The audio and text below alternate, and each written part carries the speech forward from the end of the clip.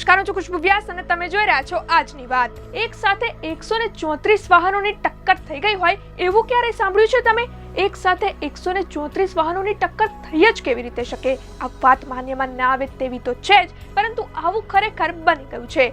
હાલ જે ખબર જાપાનથી આવી રહી છે તે મુજબ એક હાઈવે પર એક સાથે 134 વાહનો ટકરાઈ ગયા છે. હવે આ ઘટનામાં બન્યું શું હતું એના વિશે તમને હજુ વધુ વિસ્તારથી જણાવીએ, પરંતુ એ પહેલા જો તમે અમારો આ વિડીયો YouTube પર જોઈ રહ્યા હોવ તો ચેનલને સબસ્ક્રાઇબ કરો અને નવા વિડીયોના નોટિફિકેશન માટે બેલ આઇકનને પ્રેસ કરો. અને જો તમે અમારો આ વિડીયો Facebook પર જોઈ રહ્યા હોવ તો લાઈક કરો, ફોલો કરો અને શેર કરવાનું ના ભૂલતા. તો આજે એક સાથે 134 વાહનોના ટકરાવની ઘટના બની છે તે જાપાનના ટોક્યો શહેરની છે. હવે એમાં બન્યું એવું હતું કે જ્યારે ખૂબ લાંબા એક્સપ્રેસ વે પર પૂરપાટ ઝડપે વાહનો જઈ રહ્યા હતા ત્યારે અચાનક બધા જ વાહનો એવા વિસ્તારમાં પહોંચ્યા જ્યાં ભારે હિમવર્ષાને પગલે રસ્તો લપસણો થઈ ગયો હતો. ત્યારે આવી સ્થિતિમાં આગળના વાહનોએ બ્રેક મારી દેતા પાછળના વાહનો એકમેકની અંદર ઘૂસી ગયા હતા અને અકસ્માતની વણઝાર સર્જાઈ ગઈ હતી. ત્યારે આ વિચિત્ર અકસ્માત સંદર્ભે ત્યાંની મીડિયાના જે અહેવાલો છે તે મુજબ જે વધુ જાણકારી મળી છે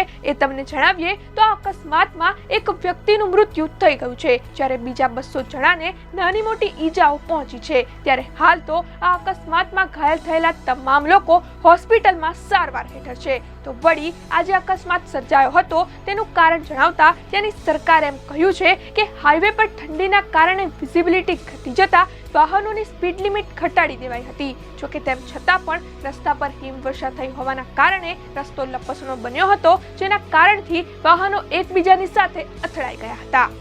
ત્યારે જે વધુ જાણકારી સામે આવી છે તે મુજબ આ અકસ્માતના પગલે હાઈવે પર વાહનોની 1 કિલોમીટર સુધીની લાંબી લાઈનો લાગી ગઈ હતી. પરંતુ આ અકસ્માત થયો હોવાની જાણ થતાં જ તરત જ બચાવ કામગીરી પણ શરૂ કરી દેવાઈ હતી. જોકે આનું કારણ એ જ રહ્યું કે ત્યાં તાજેતરના સપ્તાહોમાં અનેક શહેરો પર હિમવર્ષા થઈ હતી. જોકે સામાન્ય રીતે આ દિવસોમાં જાપાનમાં અનેક સ્થળે હિમવર્ષા થાય જ છે તેમ પણ સામે આવ્યું છે. ત્યારે હિમવર્ષા અને ઠંડીના વધતા પ્રમાણના કારણે આ વિચિત્ર અકસ્માત સર્જાઈ ગયો. બીજી અનેક ખબરો સાથે ફરી મળીશું. ધન્યવાદ. તમે અમારા આ વિડીયોને જો YouTube પર જોઈ રહ્યા હોવ તો તરત જ અમારી YouTube ચેનલને સબસ્ક્રાઇબ કરો અને નવા વિડીયોના અપડેશન માટે બેલ આઇકન દબાવવાનું ભૂલશો નહીં. જો તમે અમારો આ વિડીયો Facebook પર જોઈ રહ્યા હોવ તો અમારા Facebook પેજને જરૂર લાઈક કરો. વધુ અપડેટ માટે લોકસત્તાની વેબસાઇટને વિઝિટ કરવાનું ભૂલશો નહીં.